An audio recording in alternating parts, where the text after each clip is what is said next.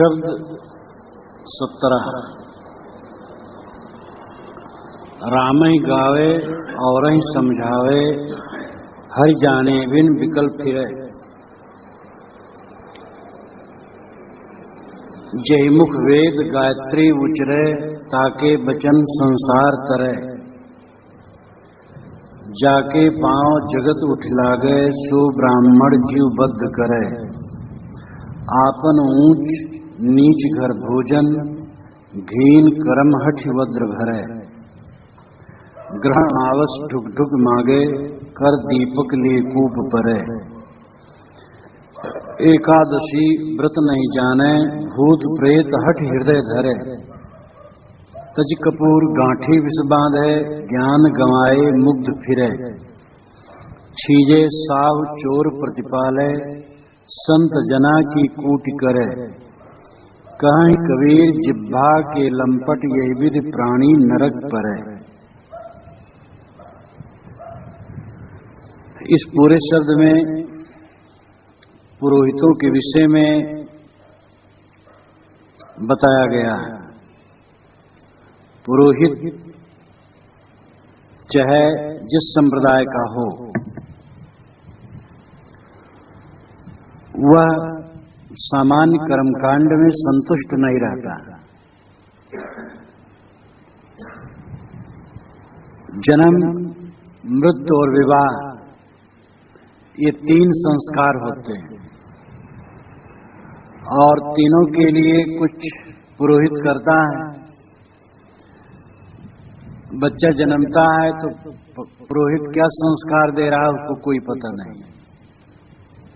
अब आदमी मर गया तब भी उसे संस्कारों का कुछ पता नहीं कि पुरोहित क्या कर रहा है। विवाह का संस्कार खास संस्कार है।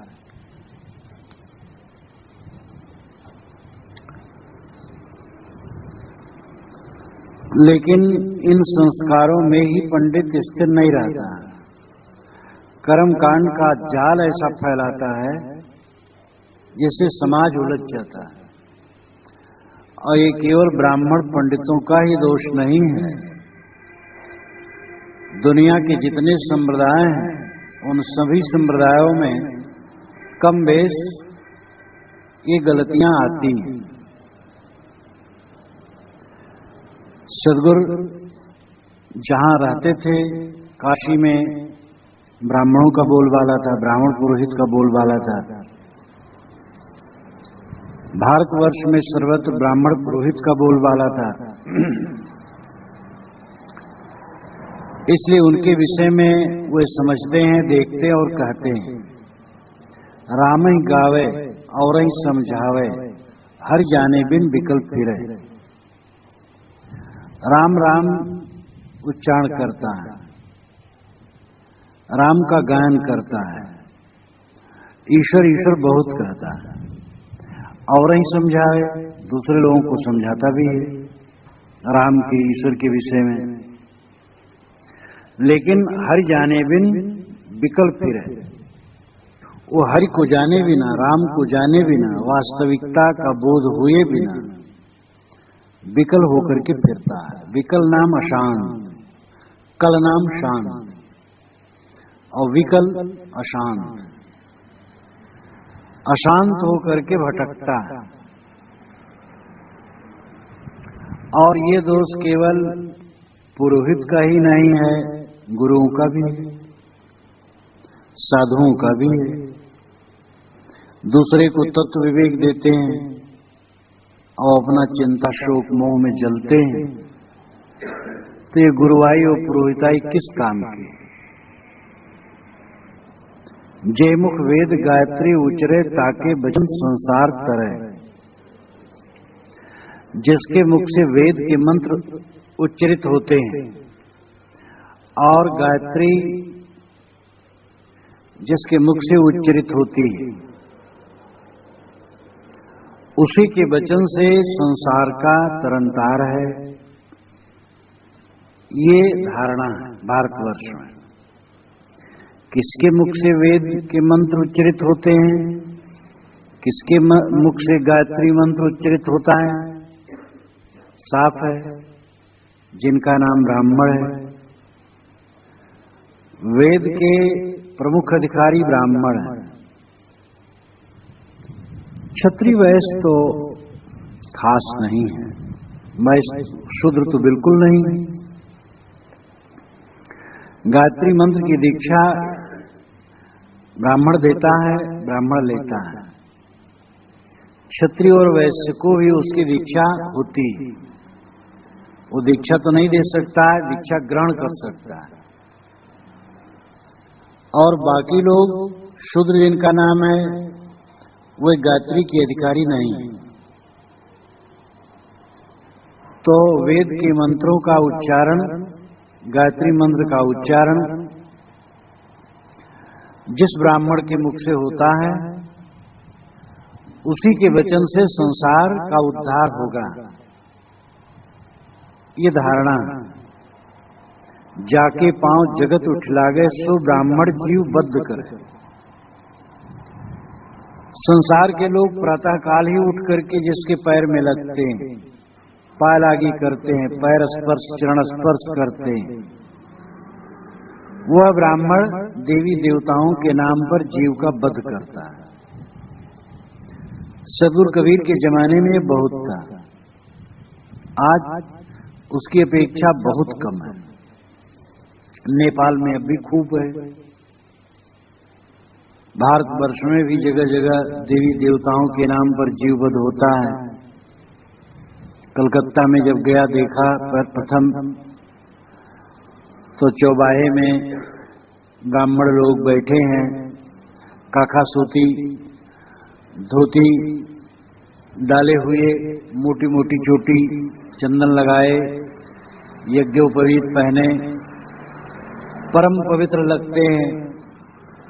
बकरे को लोग नहला करके लाते हैं, उनके सामने टीका कर देते हैं, बकरे को फूल माला पहना देते हैं, मंत्र से अभिषिक्त कर देते हैं और बस ऑर्डर दे देते हैं।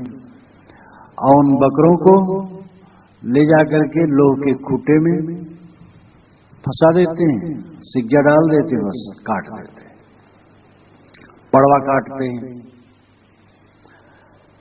तो आज भी जमाने में बहुत होता था।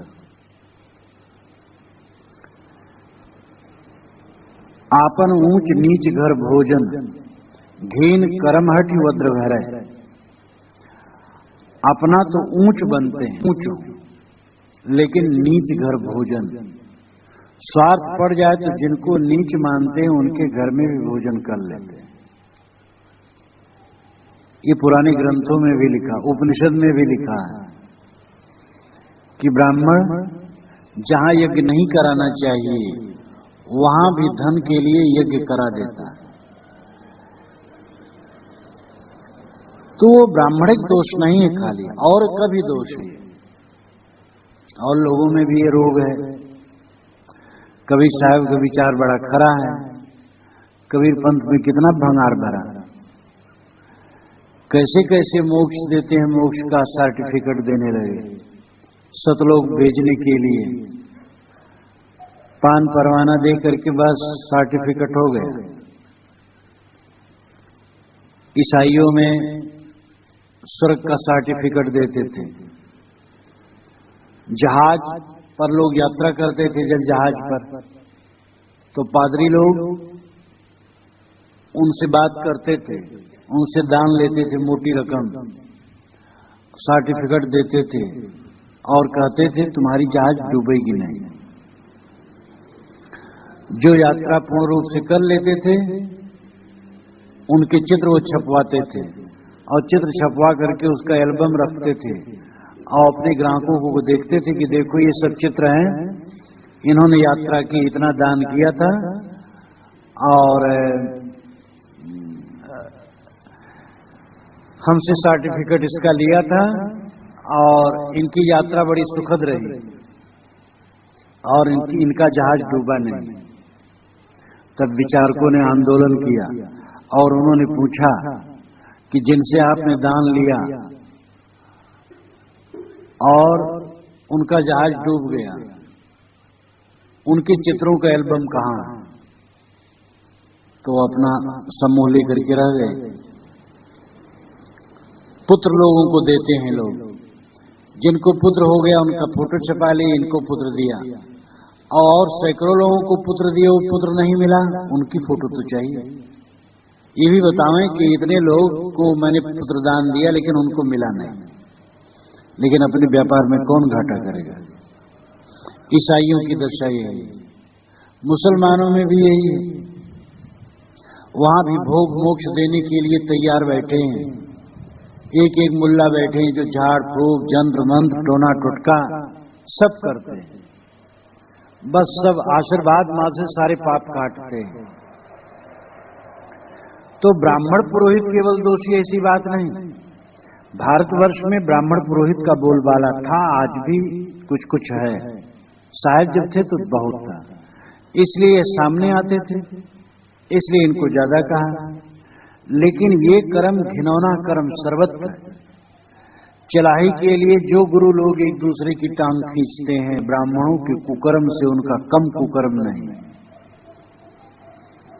चाहे जिस मत के लोग हों, दूसरे गुरु की निंदा करते हैं, दूसरे गुरु निरस्त हो जाएं, अपनी बड़ाई, दूसरे गुरु की निंदा, हमारे चलाही में तुम क्यों आए, मेरे चेले का लड़का था उसको तूने क्यों दीक्षा दी, और ठेकेदारी लिए, घेरा बनाए, गुरु लोग घेरा बनाते हैं, ये हमारा घेरा, कौन किसका घेरा, इस संसार में किसी का घेरा है, ये शरीर मेरा घेरा नहीं है। जीवन बीमा करा करके लोग मर जाते हैं, सड़ जाते हैं, जीवन बीमा का पैसा उनके जीवन में काम नहीं देता। तो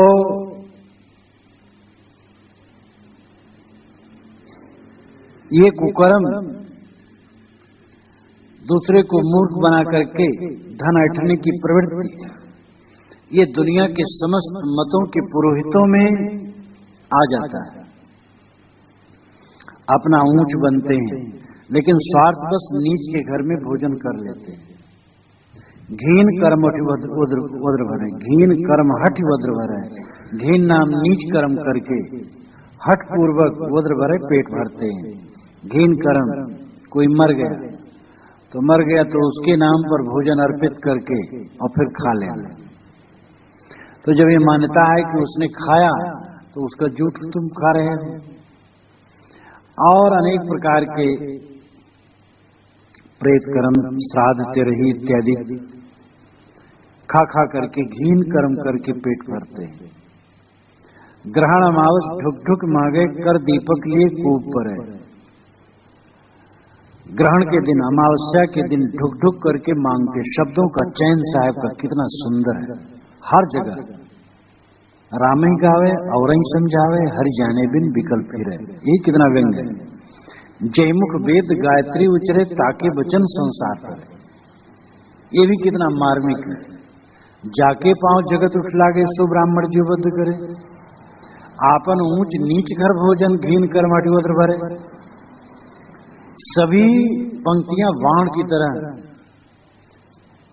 एक ग्रहण अमावस ढुक ढुक मांगे, ग्रहण को और अमावस्या को ढुक ढुक करके मांगते हैं, ढुक ढुक नाम घुस घुस करके।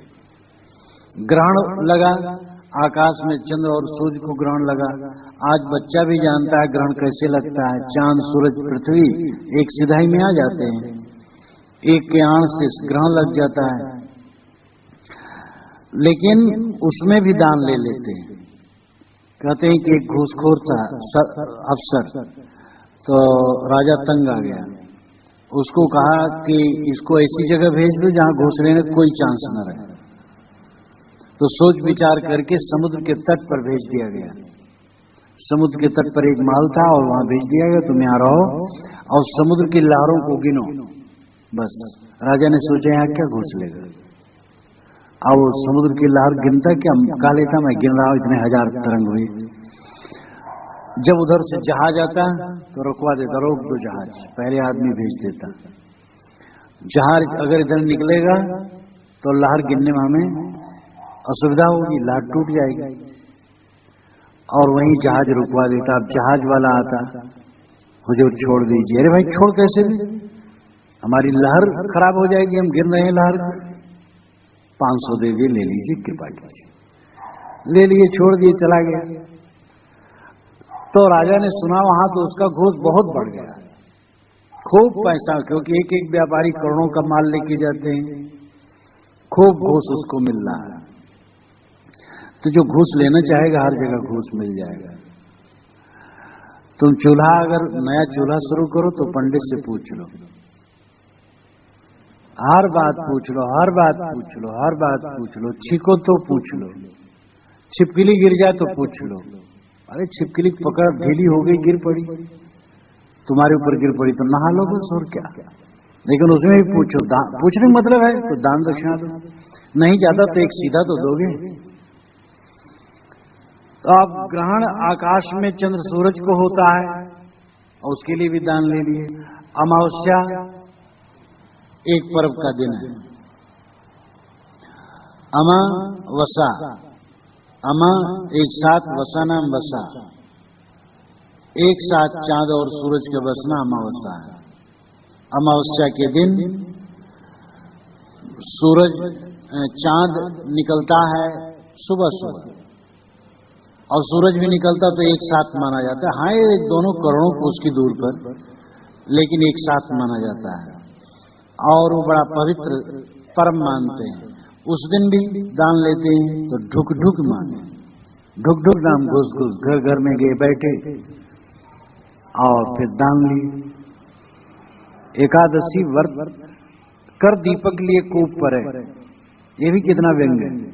कर दीपक लिए कूप पर है, कविता सब बना लेते हैं, लेकिन ये सब का आयोजन करना बहुत मुश्किल है। किसी की, अब साहब की कविता देख करके लगता है ऐसे हम क्या नहीं बना देंगे, बनावे तब पता लगे। तो कर दीपक लिए कूप पर है, हाथ में दिया लिए हैं, कुएं में गिर रहे हैं। अरे दिया लिए हो, दीपक लिए हो, प्रकाश लिए हो, मसाल लिए हो तो देखना चाहिए कुआं है कि सड़क है। हाथ में दीपक लिए हो, कुएं में गिर रहे हैं। ये पुरोहित लोग शास्त्र लिए, हाथ में शास्त्र लिए, ज्ञान का प्रकाश लिए और कुएं में गिर रहे हैं। बाइबिल पादरी केवल पढ़ सकता था, बिशप पढ़ सकता था और नहीं।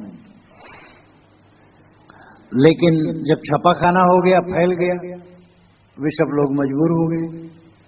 ईसाई पादरियों ने खूब मूर्ख बनाया है, मुल्लाओं ने खूब मूर्ख बनाया, पंडितों ने मूर्ख बनाया है। और कहना न होगा कि निर्गुणी धारा के संत, जहां पर कबीर साहब का डंका बचा निर्णय के लिए, वहां भी खूब मूर्ख बनाने का प्रसंग चला है। सब जगह वही रोग आ जाता है। तो कर दीपक लिए कूप पड़े, हाथ में दिया लिए हैं, गड्ढे में गिर रहे हैं। एकादशी व्रत नहीं जाने, भूत प्रेत हट हृदय धरे। एकादशी व्रत समझते नहीं, किसी दिन उपवास रहना और फिर उस दिन ज्यादा काम धंधा न करके भजन पूजन करना, अध्ययन मनन करना, ध्यान चिंतन करना, ये बढ़िया बात है। पेट भी ठीक हो जाता है, मन भी ठीक हो जाता है। लेकिन रूढ़ कर ली एकादशी, एकादशी के दिन अन्न नहीं खाते हैं और दूध सिंगाड़ा जम के खा लेते हैं, हलवा खा लेते हैं, खूब गले के ऊपर तक खा लेते हैं। दूसरे दिन के भोजन का दाम जितना रहता है, एकादशी का दाम दुगना तिगुना हो जाता है। तो साहब कहते एकादशी व्रत है 5 ज्ञानेंद्रिय, 5 कर्म इंद्रियां और मन, इन 11 को बस में करना। भूत प्रेत हट हृदय धरे, हट पूर्वक भूत प्रेत की भावना हृदय में धारण करते हैं। भूत प्रेत का भ्रम डाल करके तब समाज को मूर्ख बनाया जाता है। पहले कहा जाता भूत प्रेत होता है, भूत प्रेत का भ्रम लाद दिए, तुम्हें परेशानी हुई तो कहीं भूत लगा, झड़वाओ। ग्रह का प्रपंच किया तो ग्रह लगा है तो उसके लिए पूजा करवाओ। तज कपूर गांठी विष बांधे, कपूर को फेंक दिया और गांठी में विष बांध लिया। ज्ञान, सदाचार, विवेक ये सब छोड़ दिया और हृदय में अज्ञान, विषय वासना और भ्रांति बांध लिया। ज्ञान गंवाए मुग्ध फिरे। ज्ञान को खो करके मुग्ध हो करके, मुग्ध नाम विमोहित, मूर्ख अज्ञानी होकर के भटकते हैं, स्वयं भटकते हैं, दूसरे को भटकाते हैं। पुरोहित नहीं चाहता कि सबको सच्चा ज्ञान मिले।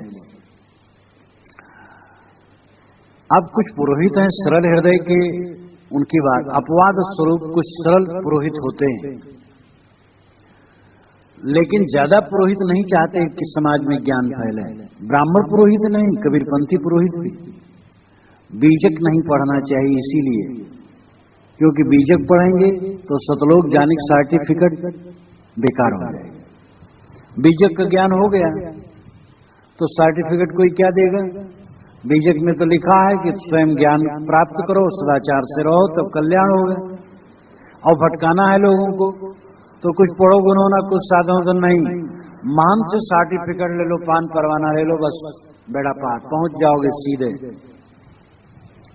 तो कबीर पंथ के पुरोहितों ने बीजक के लिए कहा मत पढ़ो। कितना बड़ा दुर्भाग्य, पूरी दुनिया में कोई ऐसा मत नहीं है जो अपने गुरु की पुस्तक को निरादरित करे, लेकिन कबीरपंथी पुरोहितों ने कहा बीजक मत पढ़ो। बीजक पढ़ने से ज्ञान होगा, और ज्ञान होगा तो कर्मकांड का चक्कर उड़ेगा, तो धंधा मिटेगा।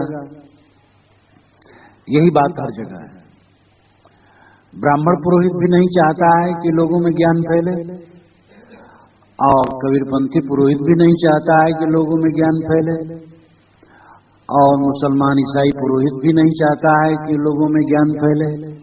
कोई पुरोहित करीब करीब नहीं चाहता है। कोई बिरला उदार पुरोहित होगा, वो वंदनीय है, लेकिन और पुरोहित करीब करीब सब यही चाहते हैं कि ज्ञान न फैले। ज्ञान फैलेगा, कर्मकांड ठंडा होगा, हमारा व्यापार ठंडा होगा। और ज्ञान के बिना मनुष्य का कल्याण कैसे होगा? छीजे साव चोर प्रतिपाले संत जना की कूट करे। छीजे साव, साव को छीजता है, छीजता छीण करना, यानी साव को निरस्त करता। साव नाम साधु, साधु नाम सज्जन, सत्यवादी। साधु का अपभ्रंश साहु। साधु को तकलीफ देते हैं, साधु की निंदा करते हैं, ये मुड़िया। चोर प्रतिपाल है, चोर का प्रतिपालन करते हैं। जो धोखाधड़ी करे, देवी देवता के नाम पर, कर्मकांड के नाम पर, भूत प्रेत ग्रह बाधा के नाम पर जाल फैलाए, उनका प्रतिपालन करते हैं। चोर चोर मौसियाउत भाई, तुम भी धोखा देते हो, हम भी धोखा देते हैं, तो दोनों में मैत्री हो जाती है। इसलिए चोर प्रतिपालय, चोर का प्रतिपालन करते हैं। गलत व्यवहार करके समाज को बेवकूफ बनाने वालों में एक दूसरे का आदर करते हैं और चाहते यही फैले। संत जना की कूट करे, और संत जनों की कूट करते हैं। कूट नाम मस्खरी, मजाक उड़ाते हैं। ये मुड़िया। मंडन मिश्र कर्मकांडी पुरोहित थे, उत्तरी बिहार में बहुत प्रसिद्ध थे। शंकराचार्य यहां आए झूसी में, और यहां पर कौन था? कुमारिल यहां पर थे। कुमारिल ईश्वरवादी थे। बौद्धों की शरण में जाकर के उन्होंने बौद्धों का रहस्य जाना, विद्या पढ़ी, फिर बौद्धों का खंडन किया। तो उनको अंत में बड़ी ग्लानि हुई, मैंने गुरु को धोखा दिया और छल करके ये सब किया। तो उसमें विधान है कि ऐसा छल कोई किया हो तो भूसी इकट्ठी करके आग लगा ले, उसमें बैठ जाए, धीरे धीरे जल के मर जाए, तभी प्रायश्चित होगा। तो भूसी की ढेर लगा करके आग उसमें लगा के बैठ गए थे। शंकराचार्य आए और उनसे शास्त्रार्थ करना चाहे। शंकराचार्य ईश्वरवादियों को भी परास्त करते थे, ब्रह्मवाद प्रतिपादित करते थे, कर्मकांडियों को परास्त करते थे। कुमारिल ने कहा कि अब तो मेरा अंतिम समय है, जाओ मंडन मिश्र के पास। तो यहां से मंडन मिश्र के पास बिहार में गए। कितने साहसी शंकराचार्य। कोई थोड़े है कि टिकट कटा लिए, रिजर्वेशन करा लिए, बना यहां से इलाहाबाद से वो पहुंच गए, वहां पैदल गए। जब वहां पहुंचे तो यज्ञ कर रहे थे, मंडन मिश्र मन में कर्मकांडी थे, हवन कर रहे थे। इतने में स्वामी शंकर पहुंचे तो उन्होंने क्रुद्ध होकर के कहा, कुतो मुंडी, ये मुड़िया कहां से आ गया? मूड़ मुड़ाए हो और लाल कपड़ा पहने हो, वह यज्ञ के स्थल में पहुंच जाए तो यज्ञ अशुद्ध हो जाता है, ये माना जाता है। ये आपस का ईर्षा द्वेष है। लाल कपड़ा पहनने वालों में नियम है, आग नहीं छूना चाहिए, आग छूना ही नहीं चाहिए, इसीलिए लाल कपड़ा वाले भोजन नहीं पकाते, मांग के खाते हैं। और कर्मकांडी आग को परम देवता मानते हैं, उसी को पूजते हैं। वो कहते आग नहीं छूते, आग को अपराध मानते हैं, तो वे कहते खुद ही अपराधी, पूरा ईड़ी से चोटी तक अपराधी। तो लाल कपड़ा पहनने वाले मुड़िया को कर्मकांडी देखना नहीं चाहते। लाल कपड़ा पहने वाले सन्यासी कमंडल रखते हैं नरियर का, तो नरियर का कमंडल लेकर के कोई वैष्णव समाज में बैठ ही नहीं सकता भोजन में। सड़ी हुई तुमड़ी लेके बैठो तो कोई है नहीं, वैष्णव लोग बुरा नहीं माने। तुमड़ी क्या रहती, सड़ी रहती है, एकदम पानी उसमें भरे वो सड़ती रहती है। कमंडल नरियल का तो सड़ी नहीं सकता, ऐसा मजबूत होता है। सांप्रदायिकता की भावना सर्वत्र, संत जना की कूट करे, मंडन मिश्र शंकराचार्य का मजाक उड़ाए। कुतो मुंडी, जब शास्त्रार्थ हुआ, परास्त हुए, तो उनके शिष्य हो गए और वह एक वेदांत के आचार्य। इसलिए भी पुरोहितों की निंदा मत करो, उन्हीं पुरोहितों में विचार जब जग जाता है तो ज्ञानी हो जाते हैं। मंडन मिश्र वेदांत के एक आचार्य हो गए। कितने पुरोहित वर्ग के लोग बौद्धों में, जैनों में, कबीर पंथ में और निर्गुणी धारा के संतों में आकर के और वह उस मार्ग के अनुगामी हो गए और प्रपंच का खंडन किया। इसलिए चतुर्दिक देखने की जरूरत है। साहब कहते संत जना की कूट करे, संत जनों की कूट करते। धर्मशास्त्र में लिखा है, वेदैर विहीनास्य पठन्ति शास्त्रम, शास्त्रेण हीनास्य पुराण पाठा, पुराणहीना कृष्णो भवन्ति, भ्रष्टास्ततो भागवता भवन्ति।